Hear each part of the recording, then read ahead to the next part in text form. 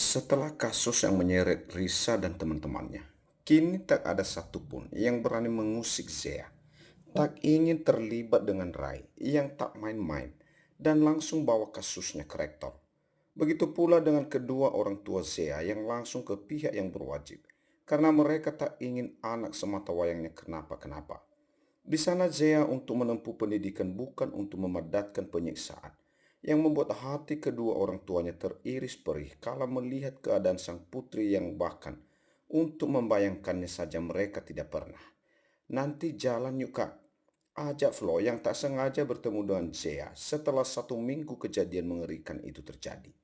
Zea memang sempat tak masuk kuliah selama beberapa hari karena malam setelah kejadian, dirinya mengalami demam tinggi dan sampai harus dirawat di rumah sakit selama 2 hari. Karena suhunya tak turun-turun, bahkan putra kedua dari Calvin itu selalu datang menemani sang kekasih hingga malam setelah kelasnya usai.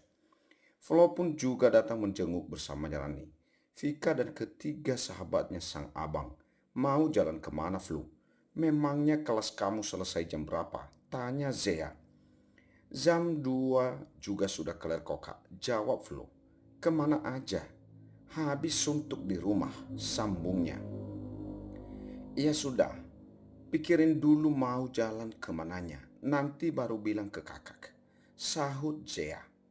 Kakak duluannya, ada kelas soalnya. Pamit Zea yang kemudian berjalan menjauh meninggalkan Flu yang masih bersama teman-temannya. Kelas kamu sudah selesaikan.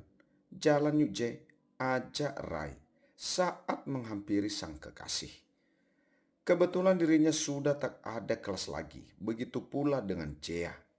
Gak bisa Rai, aku sudah janji mau pergi bareng Flo juga Vika. Jawab Jea yang tentu saja menolak ajakan Rai. Kok kalau lebih berat ke Flo sih daripada ke aku yang notabene pacar kamu J? Kata Rai dengan nada meragukannya yang sama sekian tak pantas jika melihat wajahnya yang cool. Lah, kok gitu sih kamu? Flo, iya adik kamu loh Rai, bukan orang lain. Kata Flo yang tak habis pikir dengan perkataan Rai barusan. Kalau nggak jalan ramai-ramai aja gimana? Usul Jea. Pada akhirnya daripada Rai jadi merajuk kayak anak kecil.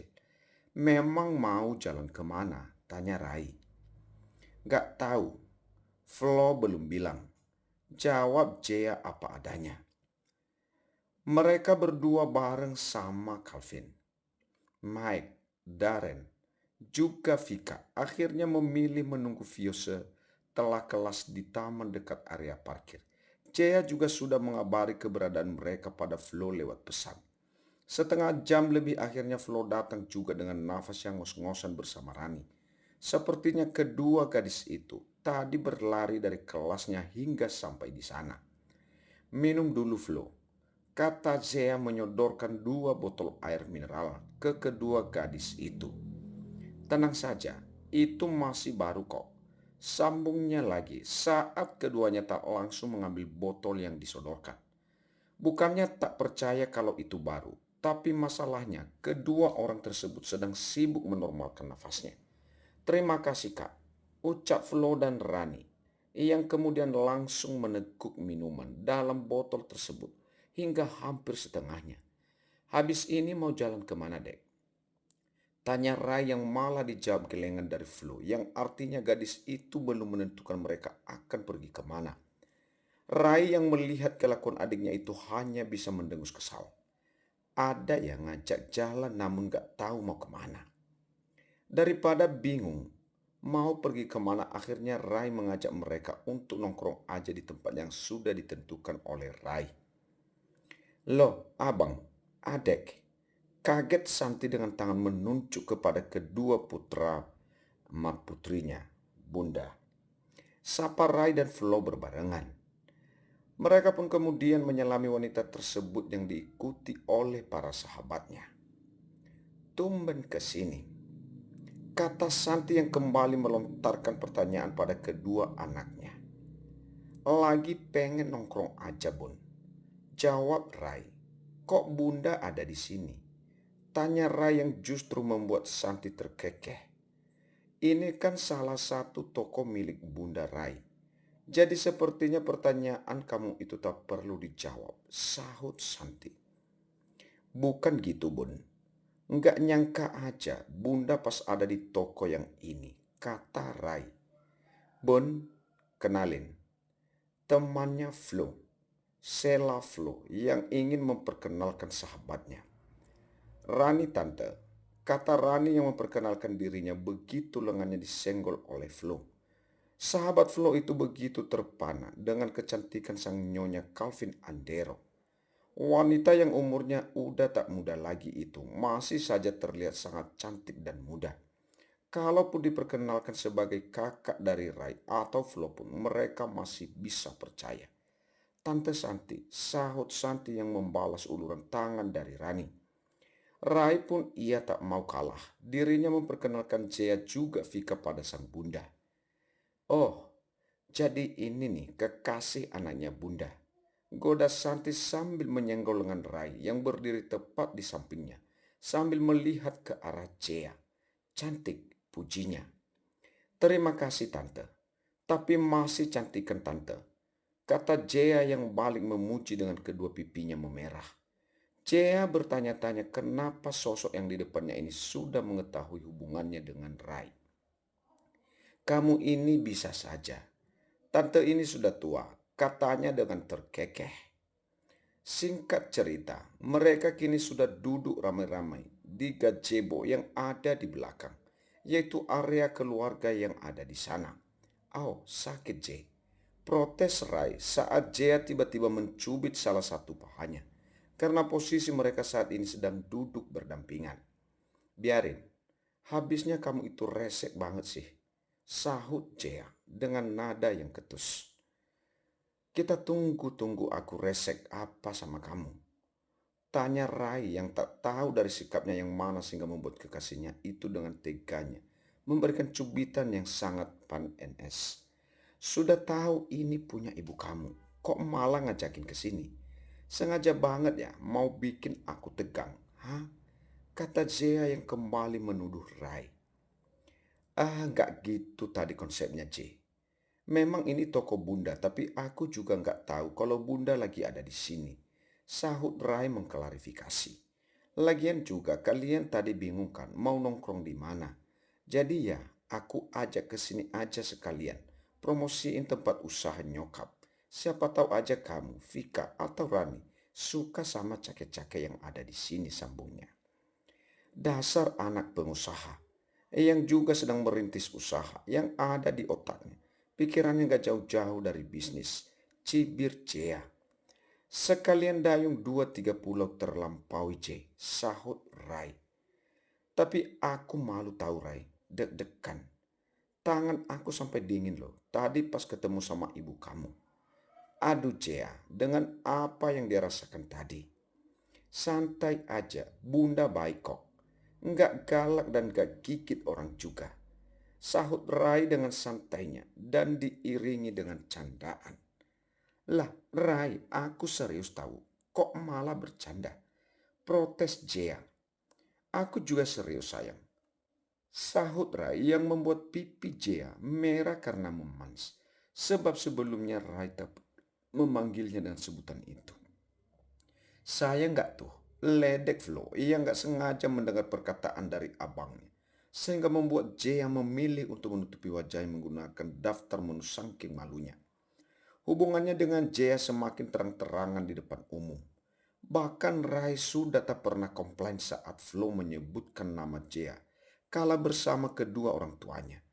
Toh bundanya sudah kenal ini. Kapan-kapan aja Jayanya ke rumah bang, ajak makan malam bareng gitu. Kata Santi saat mereka sedang berkumpul di ruang keluarga. Iya, kapan-kapan bun. Jawab Rai.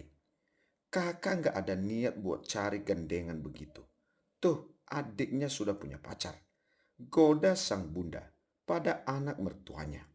Biarin aja bun, kakak belum ada rencana buat pacaran sekarang-sekarang ini. Jawab Andi dengan santai, tanpa terpengaruhi dengan perkataan bundanya. Kakak mah pacarannya sama kertas melulu, gak bosan emang. Kata Flo yang ikut masuk dalam pembicaraan kakak serta ibunya. Aku aja pusing kalau harus mentangin kertas-kertas yang bertuliskan angka-angka setiap hari. Katanya lagi mengeluarkan keluh kesahnya. Kan memang sudah jadi tanggung jawab adek. Mau nggak mau ya harus mau, sahut Andi. Gitu aja ngeluh dek. Gimana kamu mau nerusin usaha keluarga? Kalau kayak gitu, sambung Rai. Iya nih adek, padahal usaha bunda nanti bakal ada yang urus loh. Kata Santi yang ikut menimpali perkataan anak keduanya. Iya bunda sayang, adek bakal lebih giat lagi belajarnya supaya bisa makin mengembangkan usaha bunda nantinya. Sahut Flo yang langsung merangkul sang bunda dari samping. Karena posisi duduknya berdampingan dengan Santi. Sudah malam, jadi kalian masuk ke kamar. Dena istirahat. Kata Calvin yang langsung membuat Flo melayangkan protesnya.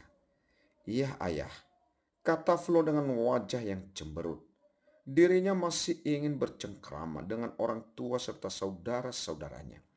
Apalagi dengan kakak pertamanya yang kini begitu sibuk dengan pekerjaannya. Sudah malam dek, sahut Calvin dengan nada rendah. Namun ada penekanan di setiap katanya, seolah dirinya tak ingin dibantah. Mau tak mau, Flo mengikuti kedua kakaknya yang sudah lebih dulu pergi dari sana. Santi sampai menahan tawanya kala melihat kelakuan sang putri yang berjalan dan menghentakkan kakinya beberapa kali. Sangat lucu baginya, seolah dirinya melihat sosok Flo yang masih kecil. Karena dulu saat merajuk Flo akan melakukan hal yang sama seperti itu. Kenapa ketawa? Tanya Calvin yang melihat ekspresi sang istri menahan tawa. Lucu aja mas, kayak lihat sosok Flo kecil. Jawab Santi. Karena anak-anak sudah ke kamar, jadi lebih baik kita juga ke kamar. Ajaknya pada Santi. Ayo. Tak hanya mereka, kita pun butuh istirahat. Sahut Santi yang membuat Calvin menggelengkan kepalanya. Bukan istirahat, tapi mau makan kamu. Kata Calvin yang langsung pergi menjauh sebelum mendengar akta protes dari istrinya. Dasar, gumam Santi yang langsung berjalan menyusul sang suami. Nunggu hari Minggu, jalan yuk duduk. Ajak Flo pada bundanya. Mau kemana memangnya? Tanya Santi dengan tangan mengelus kepala Flo yang bersandar di bahunya. Ke mall aja yuk bun. Ada yang mau Flo beli soalnya. Jawabnya. Bunda bilang sama ayah dulu ya, sahut Santi. Jadilah mereka di mall saat ini. Cuci mata sekalian mencari apa yang Flo inginkan. Seluruh karyawan selalu menundukkan kepala. Saya berpapasan dengan mereka. Bagaimana tidak, bukan hanya Nyonya Andero yang ada di sana. Namun si tuan muda pun ada. Apalagi mall yang mereka kunjungi saat ini adalah salah satu mall milik perusahaan Andero. Lelah berjalan-jalan yang disertai belanja, Flo dengan kedua orang tuanya akhirnya memutuskan untuk beristirahat sekaligus menyantap makan siang di salah satu restoran Jepang favorit Flo. Saat kedua orang tuanya sedang memilih menu untuk mereka santap, Jea yang sudah pun mengedarkan matanya melihat sekeliling. Bun, itu bukannya abangnya? Tanya Flo saat melihat Rai dan Jea yang baru saja masuk resto. Mendengar perkataan sang putri, akhirnya Santi pun melihat ke kiri dan kanan untuk mencari keberadaan sang putra. Abang, seru Santi yang membuat Rai langsung menoleh ke arah sumber suara. Sini, kata Santi kembali yang kali ini disertai lambaian tangan. Rai yang merasa tak enak pun akhirnya menggandeng tangan sang kekasih menuju ke meja para anggota keluarganya. Selamat siang tante, om, Flo, sapa dengan begitu sangat sopannya. Selamat siang juga C, sapa balik bunda. Mau makan kan? Ayo sini, biarlah lebih rame, ajak Santi yang membuat Jaya kikuk sendiri. Karena merasa tak enak hati, mau gak mau akhirnya Jaya dan Rai ikut bergabung. Padahal kalau boleh memilih, Jaya lebih memilih untuk makan menjauh dari mereka. Rasanya itu nggak bebas aja dan akan terasa sangat canggung. Apalagi di sana juga ada ayah dari Rai yang baru kali ini Jaya ketemu. Ya, kenalin ini Jaya teman. Kekasihnya Rai. Kata Santi dengan menyentuh tangan Calvin yang ada di atas paha-nya saat memperkenalkan Jaya. Rasanya semakin gugup dan deg-degan saat bunda dari Rai malah menyebut dirinya sebagai kekasih sang putra ketika memperkenalkan pada ayah Rai. Siapa yang tak tahu seperti apa sosok seorang Calvin Andero di luar sana. Pria yang terkenal tegas, tatapan tajam, wajah datar tanpa ekspresi. Dingin bagai tak bertersentuh. Seselamat siang tuan. Sapa Jaya yang dibalas hanya dengan dehaman saja dari Calvin.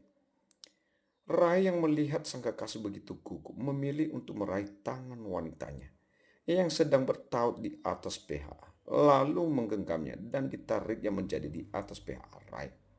Sayang, bisa nggak kalau tak terlalu datar gitu? Kasihan Jaya. Bisi Santi begitu memberikan satu cubitan di PHA Calvin sehingga membuat pria itu menatap ke arahnya. Rai, Z, kalian pesan dulu, kata Santi untuk mencairkan suasana. Begitu Rai memesan dan makanan datang, mereka pun mulai menyantap makanan mereka masing-masing. Semuanya tak ada yang berbicara sehingga hanya bunyi dentingan suara sendok dan garpu beradu dengan piringlah yang terdengar dari meja mereka. Untung saja di keluarga Jaya pun demikian. Jadi gadis itu sudah terbiasa dengan kebiasaan tersebut.